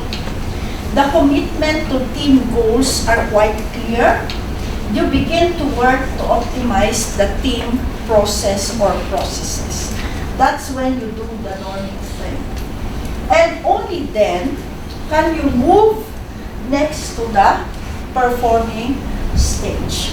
The team this time is committed to performing well. They are focused on strategic activities, and the team runs well with very little supervision. So normally, in the forming stage, very important would be executive support, top management guidance. This is where we want to go. Set the direction, so that the team may not have clear relationship. The roles are not quite clear. As you move along the way, it goes back. So it moves up rather, not back. It moves up the ladder until you reach the fourth stage, where the team works together with very little supervision from the top level management. If you cannot move to the next level, to the next, it becomes quite difficult for you to complete a particular task or a project. Much more innovation or any innovative strategy you want to do. Because you will be stuck on one level alone. You need to move the team up. If you are the team leader, from forming to storming to norming, and then eventually to performing. If at the very beginning it's not yet clear, relationships are blurry, don't be afraid. Just simply move to the next level, as long as you understand what you are doing. Now, there are advantages and disadvantages when you work as a group. Of course. If you use a group, you're quite clear about greater availability of knowledge and information. Of course, more heads are better than one. But on the other hand, there will be social pressure towards uniform thoughts that limits contribution and the tendency for you to conform with one another. Okay? Now that's the problem. Second, more opportunities for cross-fertilization, like flowers. Okay? You cross-fertilize each other because you're bringing in a large amount of experiences, knowledge, and skills together, increasing the tendency of building and improving upon the ideas within the group, which is very good. On the other hand, group converse on options which seem to have the greatest agreement regardless of the quantity of the work. So that's another disadvantage if you work in a group. And if it is a group, what is possible asset? Wider range of experiences and perspective and which you can draw out from the members of the group. Disadvantage, there is a tendency for some people to dominate the group. And what happens? They will influence the other members of the group. Eventually, before you know it, you're thinking as one individual. One individual who dominates the group. Okay. I have a word there. 4. Participation and involvement in problem solving increases understanding, acceptance, commitment, and ownership of the outcomes, which is expected if you have a group. Okay? On the other hand, individuals become less accountable in groups, allowing groups to make riskier decisions. For example, if I'm a member of a group, I will always say, well, it's the decision of the group, not mine. Okay? So, you take a risk with the decisions made of you, but none of you would want to take the responsibility. Okay? Because there are 5 of us in a group anyway. Who gets blamed for that? Not me, of course. No, it's somebody else's problem. Okay. Oh, did I miss somebody? I think more opportunities for group development, greater cohesion, communication, and companionship. That's a given. When you work as a team, you do not only work for a particular objective, you also build relationship. You become friends, you become mentor-mentee, and you learn from one another. Disadvantage, you can have conflicting individual biases that may be counterproductive, and you may end up competing with one another, resulting to one that says who wins, who loses. That's the problem if you are working as a group. Now, how would we know that we are in a high-performing team then? If the groups have advantage and disadvantage. Of course, you have to have a manifestation to know that you belong to a high-performing team. Okay. Based on team and Isaacson research, high-performing team characteristics are: you have a clear, common, and uplifting or elevating goal. Results-driven structure. So you have an objective, you are able to accomplish your objectives. You have competent team members, and you have unified commitment. If you have that, expect a high-performing team. You have a collaborative climate at the same time. How do you know? Collaborative climates have standards of excellence. Commonly, they do not settle for less. They would have to settle for better, if not the best. External support and recognition are given, and principled leadership. Okay? I guess you're quite familiar with leadership by principles. Okay? Now, based on TEED and Isaacson research, appropriate use of the team oftentimes lead to participation in decision-making, team spirit, and embracing appropriate change. Remember, every time you have an innovation, you're introducing change. The change may be this big, it can be this big. Doesn't matter. You are actually, when you innovate, you're introducing change. And then change has to be managed. Okay? So, the innovation at Amazon, I think you need to watch this YouTube, the link there. Okay? Let me continue first, okay? So that we finish this and we have more time to discuss, okay? Because aside from Amazon, there are more examples that are shown to the next slide actually that I would like to discuss with you. Have you ever thought of a ice hotel? I cannot imagine one. Ice hotel.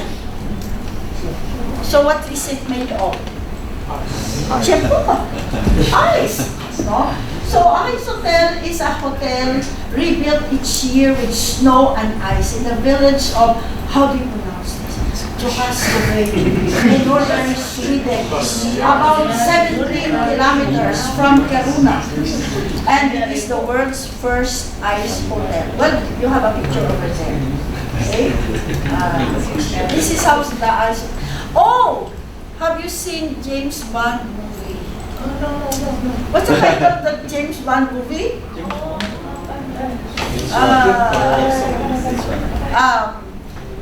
The one that there is a disappearing car. You have remote control, and then you click and then the car disappears. You remember that? Well, now you know. Part of the things that you know about me is that I like James Bond movies. Anyway, and they shoot it in the ice hotel. After its first opening in 1990, the hotel has been rebuilt each year from December to April. The hotel, including the chairs and beds, is constructed from snow and ice blocks taken from nearby Thorn River. Artists are invited to create different rooms with different decorations made by ice. Besides the bedrooms, there is a bar with glasses made of ice and even an ice chapel. That is a popular location for marrying couples. You may want to consider that. And the structure remains always below freezing, around -5 degrees Celsius, or else the beds will melt. Okay. Now, so here is something that is quite innovative, but has to rebuild every year, right? And you may be wondering, wow, this is an extreme example, of course, of innovation. Okay. Now, what else? Are you familiar with Ma Kuateng or Ma? Or are you more familiar with Jack Ma? Jack Ma is with Alibaba. And they have been neck to neck on who gets richer every year. Okay. Ma Kuateng is known as Pony Ma. He's the founder and chairman and chief executive officer of Tencent. Tencent is Asia's most valuable company, one of the largest internet and technology companies, and one of also the biggest investment, gaming, entertainment conglomerates in the world. They're all over the world. Okay, mostly in gaming casinos and recreational facilities. Okay, the company controls China's biggest mobile instant messaging service and its subsidiaries that provide media, entertainment, payment system, smartphones, internet-related services, value-added services, and online advertising services, both within China, which is the biggest customer, and of course globally. You must have heard about WeChat. Yes. And that is Ma Kuateng. Okay. Or Pony Ma. Well, just think about it. Literally, a lot of things, even when you go to the US, Australia, Europe, turn the label and you will always see, even it's a branded label, it's usually made in China. And we often say that God created the world in 7 days. And the rest is made in China. Okay? So there you go. And Tencent technology had actually accelerated innovation processes. And even if you take a look at the other Ma, Jack Ma, it's the same story of innovation. It's a story of a series of failures. He applied in Harvard several times and he got turned down. He applied for a job. There was even a time when there were several applicants.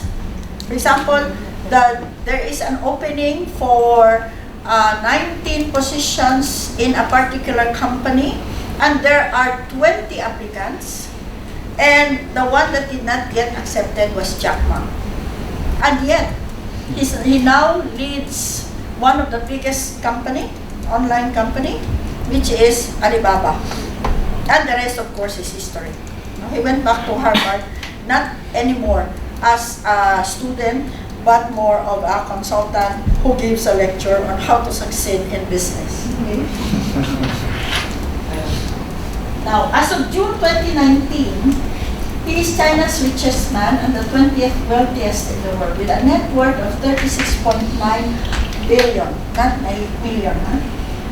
And in November of 2017, he surpassed Larry Page and Sergey Brin. You know who they are? Yes. Larry Page, Sergey Brin. You remember? I always ask, where was I without Google? Okay, they are the co-founders in 1998 of Google. Now they're heading a much bigger conglomerate, Alphabet Incorporated, okay, which is and Google is only a subsidiary of it. And actually, Pony Ma became the 9th richest man in the world and the first Chinese Forbes top 10 richest men list. So as I've said, every year they compete who gets richer with Jack Ma. But this one is more downplaying, much simpler. He is not as outrageous as Jack Ma. Okay? Because he happens to have an engineering background and is more quiet and assuming. Okay. Now, question. What does context and climate to do with innovation? Suddenly, it seems that it's not right. What do you think? Does climate and context play a role in innovation? What do you think? Yes. Those who answered yes, can you please say it louder so I can call your name? Of course you're not going to say anything. Okay, let's start with it. Okay, climate, I believe that climate for the culture of the company will provide or will have rule because we talk about the culture when we come with free thinking, open-minded culture in the company. It will make every person in the company free to think, free to give solution or create creative ideas like that. Right. Oftentimes, we always think that it has something to do with simply research and development. It has only something to do with putting in more money and more resources. But we forgot context, the situation you are in, the climate you are in, plays a very important role in innovation. You want to lead innovation, take into consideration the climate, which is defined as the recurring patterns of behavior, attitudes, and feelings that characterize life in your organization. Objectively shared perceptions that characterize life within a defined work unit or in a larger organization is very important to innovation. Okay. Oh, what's that? Climate is distinct from your culture. In that it is more observable at the surface level without the organization and more amenable to change and improvement efforts. Culture, on the other hand, has deeper and more enduring values, norms, and beliefs within the organization, which still affect the innovation processes that you will have to implement. So all of this play a very important role when you want to innovate. Okay, take a look. The study by Exansen and Joe T. in 2006 regarding meeting the innovation challenge made this. There are climate factors like, for example, look, trust and openness, challenge and involvement, support and space for ideas, conflict and debate, risk-taking, freedom. For most innovative companies, they get this score. least innovative, they get this reward. And can you see the big difference? Okay. For example, trust and openness is not usually found in least innovative organizations. The same is true with challenge and involvement. So they found that this play an important role in your innovative strategy. Whatever you implement, this have to be within your climate, or else this pulls you down. Okay? Now, let's watch this video. Okay? However, while you're watching it, do not simply enjoy, because you have to take note how leaders manage change. Hopefully, I am able to figure out how to do this. Before we wind up, let's watch this.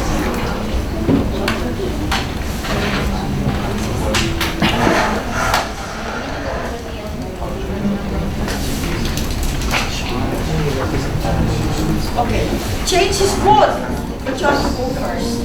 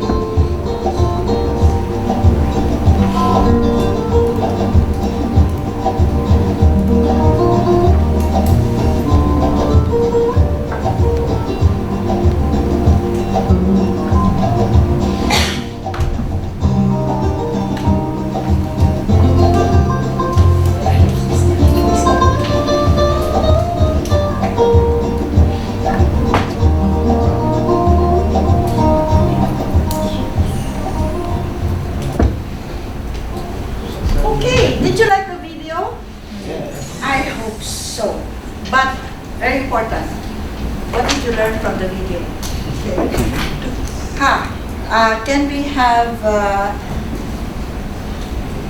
I forgot, what's this? Alka? Where's Alka? Go ahead. Yes. I'm trying to figure out what's the R.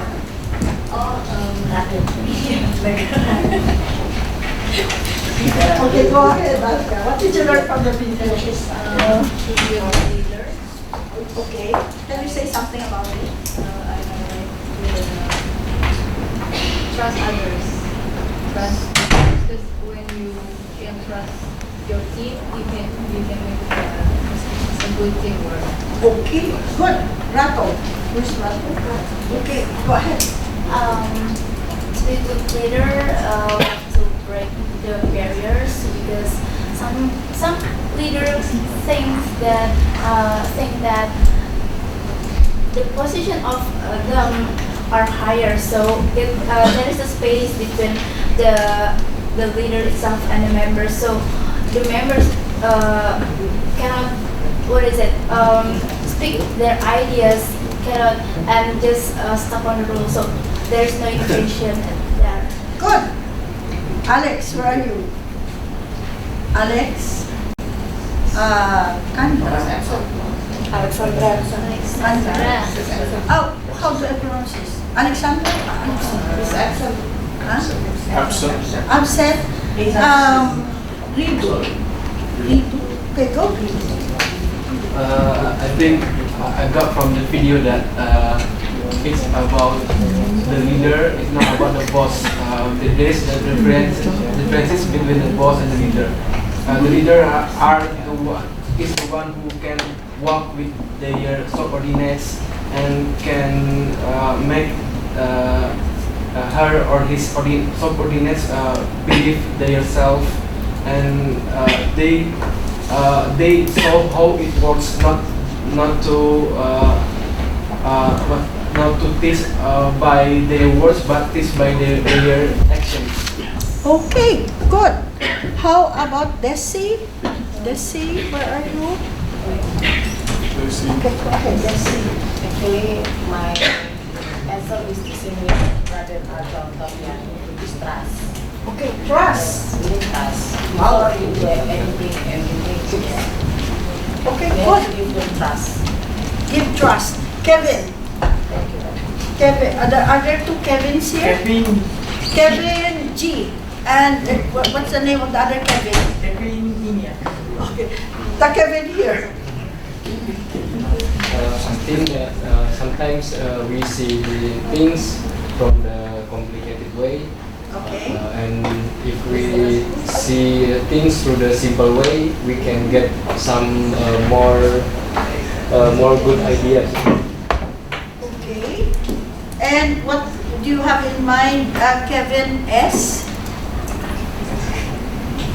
Okay, so for me, in my opinion, I think a good leader is the one who can strengthen the teamwork in a company, and the one who is inspiring, innovative enough for the company to be standing side by side with each other and measure the result, every result, but not pushing a team to be like, you have to be good enough than this one, but by doing little by little, it is okay, and celebrate every achievement. You celebrate when you achieve something. Don't forget to give reward. Celebrate. Yeah. And it's very good and very deep analysis of the video that you have seen. So let's summarize. Leadership and organization of innovation is much more than simply a set of processes. Put that in mind. It's not about tools that you use and techniques, and the successful practice of innovation would always demand the interaction and integration of three levels of management: the individual, collective, that's the team, and the climate that is involved. At the personal or individual level, the key is to match the leadership styles with the task requirement and type of the teams that are working together. General leadership requirements for innovative projects, for example, include expertise and experience that are relevant to the project, articulating a vision and inspirational communication, intellectual stimulation, and even the quality of the leader-member exchange. So commonly they call it L and X.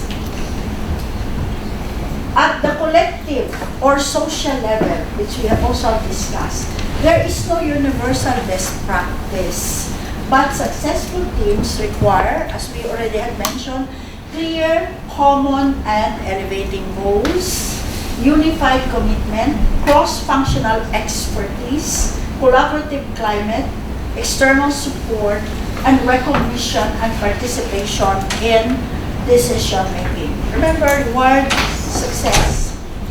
At the context or climate level, there is no best innovation culture, but innovation is promoted or hindered by a number of factors. These include trust and openness, challenge and involvement, support and space for ideas, conflict and debate, risk taken, and freedom.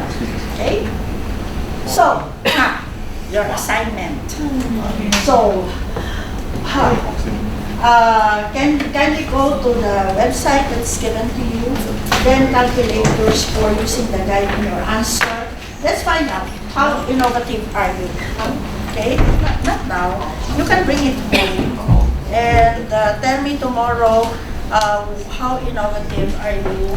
Okay? Well, it will not affect your grade anyway. So you just tell me as honestly as you can. How is it? Okay? Question. About the assignment, we only to tell to you about the innovative, yeah. After we go to website, we write, and then we can only tell how innovative we are. There's an interpretation to it. Yeah, for example, you have a score. There's an interpretation for the level of innovativeness, and you would know how innovative are you. It's not really something that. I'm not saying technique, yes. Okay. You get that? There's an interpretation, but only after you have gone through the assessment. It's a self-assessment. You can do it independently. Actually, if you go through the, I guess some of you are looking at it now, but don't do it now. I'm not asking you. What time is it? 9:30. Good. And we're almost done. I'm just giving you the assignment. So you're not going to do that until 10 o'clock. Okay? Yes. Yes, go ahead.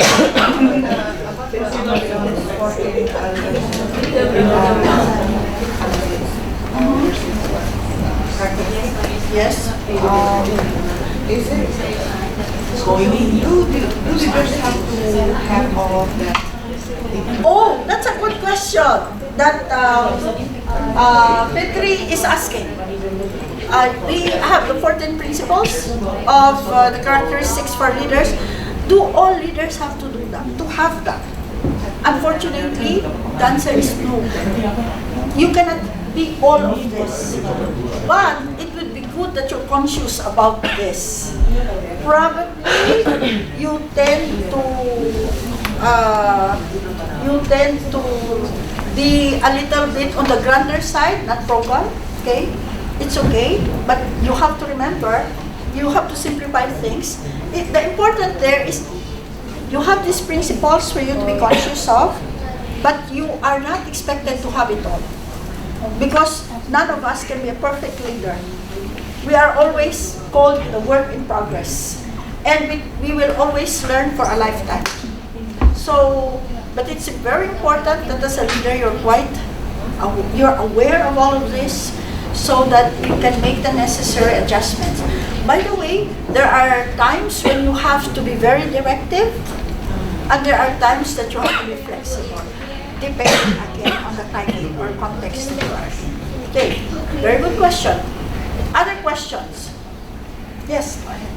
About innovation itself, sometimes we face, we rush with the regulation.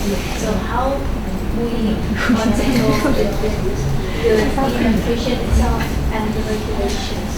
What are you referring to in terms of regulation? Is it one that is given by the company, or is it about government regulation? Companies supposed to. Yeah, but what do you mean by regulation of the company? Like this, if the members themselves want to innovate, but the leaders, what is it? Like, that doesn't want to do the innovation. Yeah. Yes. I think I get that. Yeah, is that the one that you're referring to? Yeah, because it's different what's efficient, but if we do innovation, maybe we our distributors won't like or promote us, but if we just stand there, we cannot improve. Here's a very good point that Ratu is trying to tell us. What if your company does not want to innovate? There are many people at the middle or maybe low level that are very innovative, very creative. They wanted to make some changes in the company. What if the top management does not agree with it? Right? That is a tough question to answer. Right? That's a very tough question to answer, because what if your bosses at the top would say, oh, we're happy with what we're doing now, we're ahead of the market, what are you worrying about innovation? We have no time for that, we have no budget for that. Okay. But again, you're putting yourself in a position that will not be competitive enough, and as we've already said, you, even if you are ahead of the pack, you get run over by the pack if you simply sit there. So you need to run together with the pack, of course. But sometimes we are also limited by the fact that we are employees. In a particular, we're just a cog at the wheel, and we don't own the company. And that sometimes is worrying. That's a dilemma that you have to, do you want to stay in that company, or do you want to move on? Okay? So then that's your judgment more. The rest, it's the problem of the top management. Any question? Somebody was raising her hand over here. Any question? If there are no questions, let me ask you very quickly. Is it okay the way I speak? Can you hear me? Can you understand me clearly? Okay, because I tend to talk very fast sometimes. I hope you had good 2 sessions. Tomorrow is going to be tough. Get ready. Get ready. Because you will all be participating. And as I've already said to you, I normally have a very interactive class. Yeah. So you have to prepare the topics that I've already mentioned to you. I have readings that I have sent. I will be sending some, I forgot. Okay. But anyway, the topics tomorrow are very interesting. And you also have to do your own presentation. So literally, it's going to be a 50-50 thing between us and, to all of us. So get ready for another exciting session tomorrow. I'll see you tomorrow, okay? And have a good night rest. And let's look forward for tomorrow's session. Okay, thank you very much. Thank you. Bye.